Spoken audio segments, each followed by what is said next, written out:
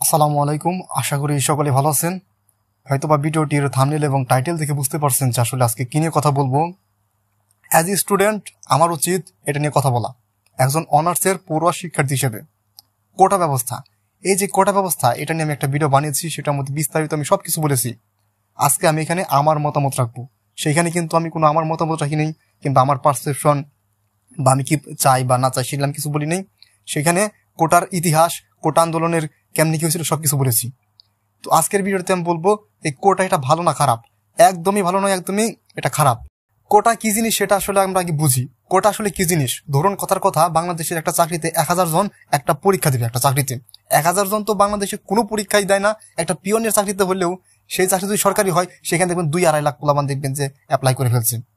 Honours পড়া ছাত্র, ঢাকা বিশ্ববিদ্যালয়ে পড়ে এরকম ছাত্র আছে এরকম। কারণ কি? বাংলাদেশে চাকরির অভাব, কিন্তু নাম ওই যে সরকারি। তো যাই হোক, ওই কথায় আমি যাচ্ছি না। তো একটা চাকরিতে ধরুন কথার কথা 1000 জন পোলাপান পরীক্ষা দিবে, সেইখানে 100 জন ছাত্র নিবে। 100 জন ছাত্রকে বা 100 জন মানুষকে তারা চাকরি দিবে।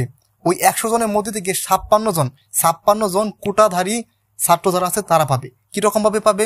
আর 44 জন কিন্তু যাদের কোটা নাই, মানে সাধারণ আমরা যেরকম ভাবে পড়াশোনা করতেছি এরকম। আচ্ছা, কোটা কি জিনিস সেটা বলি। ধরুন আপনার দাদা মুক্তিযুদ্ধ করেছে, আপনি নাতি, বা আপনার নানা মুক্তিযুদ্ধ করেছে, আপনি নাতি বা নাতনি, আপনার জন্য কোটা আছে। কিরকম ভাবে আপনি সুবিধা পাবেন একটু পরে বলতেছি। যারা পোষ্য কোটা আছে, যারা উপজাতি, যেমন চাকমা, মামা, গারো, ওরাও, সাঁওতাল, এরকম যারা আছে বাংলাদেশে, এদের জন্য একটা কোটা আছে। তারপর কাদের জন্য আছে? প্রতিবন্ধী যারা। আচ্ছা, এদের জন্য থাকতে পারে। প্রতিবন্ধীর জন্য কোটা থাকতে পারে একটা সীমিত আকারে 56%। তাই 56% থাকার মতো বাংলাদেশে কোটা থাকতে হবে? মানে এইটা আসলে খুবই বিরক্তিকর, অস্বস্তিকর আমাদের জন্য, আমাদের সাধারণ ছাত্রদের জন্য একটা গলার কাটা, একটা বাধাদায়ক জিনিস এটা আমাদের জন্য। এটা বোঝা উচিত সরকারের। এটা কিভাবে হয় একটা দেশে? কিভাবে হয় বলুন তো দেখি? একটা দেশে কিভাবে এই কোটা নিয়ে আসলে বিষয় কোনো জানেও না, কথা বলতেছে না।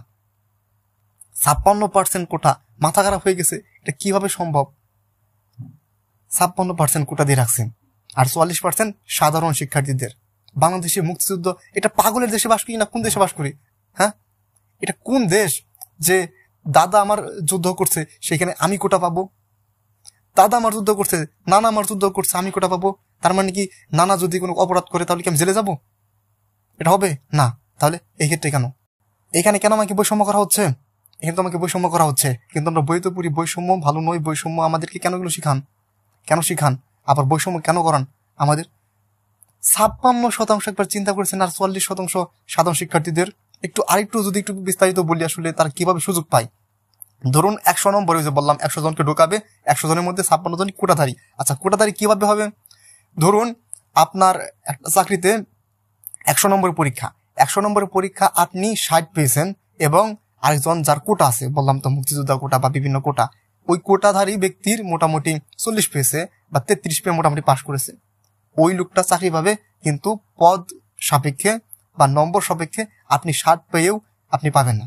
যারা দেখে গেছে একদম 90-95 পেয়েছে তারা তো ভালোভাবে চাকরি পাবে, কিন্তু যারা 60-65 পেয়েছে বা 70 পেয়েছে তারা চাকরি পাবে না। কিন্তু তাদের কোটা থাকার কারণে তারা মোটামুটি 33-34-40 পেয়েই তারা পাবে চান্স। বিভিন্ন ইউনিভার্সিটিতেও কিন্তু এরকম ভাবে কোটা রাখে। কিন্তু আমরা দেখেছি, কিন্তু আমি যেমন গত বছর কিন্তু পরীক্ষা দিয়েছি, সেখানে দেখেছি আমার 2000 সিরিয়াল, সেইখানে দেখেছি চান্স পাচ্ছি না। যার 12,000 সিরিয়াল সে চান্স পাচ্ছে। কিভাবে? কোটার জন্য।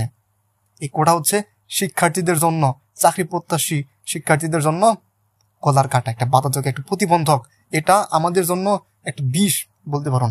কারণ বাংলাদেশে একটা সরকারি চাকরি কতটা গুরুত্বপূর্ণ, একটা মানুষের কাছে একটা কি বলে এটারে, সোনার হরিণ বলে। সেইখানে এই চাকরির মধ্যে এগুলো আপনারা ঢুকিয়ে দিচ্ছেন।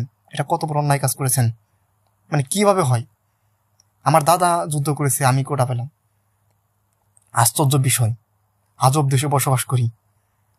আর কিছু কিছু শিক্ষার্থীদের আসলে কিছু কথা বলি, এইসব কিছু কিছু শিক্ষার্থী আছে মানে বাড়িতে বসে বসে ফল পেপার চায় আসলে, ঠিক আছে? মানে একজন ফল পেরে দেবে আর তুমি বসে বসে আমাটি খেবে নাকি? দেখা গেছে আমার ভাই প্রতিবাদ করবে, আমার ভাই রাস্তায় প্রতিবাদ করে লাঠি বাড়ি খাবে, গুলি খাবে, তারপরে জেলখানায় নিয়ে যাবে গ্রেপ্তার করে।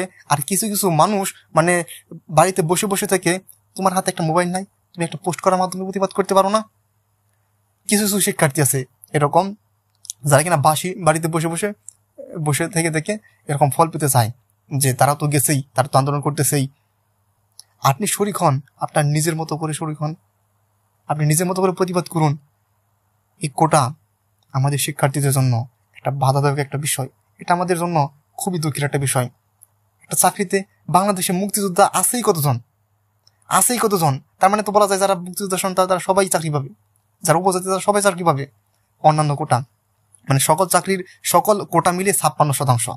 আমি তো ভালো করে বুঝিয়েই বললাম, 100 জনের মধ্যে 56 জন কোটাধারী চান্স পাবে, আর সাধারণ যারা শিক্ষার্থী থাকবে এদের মধ্যে 44 জন মাত্র চান্স পাবে চাকরিতে।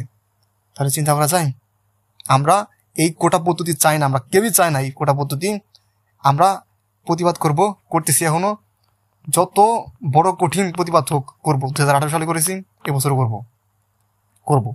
ছাত্ররা কিন্তু কোনোদিন আন্দোলন করে পিছন দিকে ফিরে যায়নি, বরং তারা সফলতা অর্জন করেই মাঠ ছেড়েছে। এবারও ইনশাল্লাহ আমরা সফলতা অর্জন করেই মাঠ ছাড়বো, এতটুকু বলতে পারি ইনশাল্লাহ।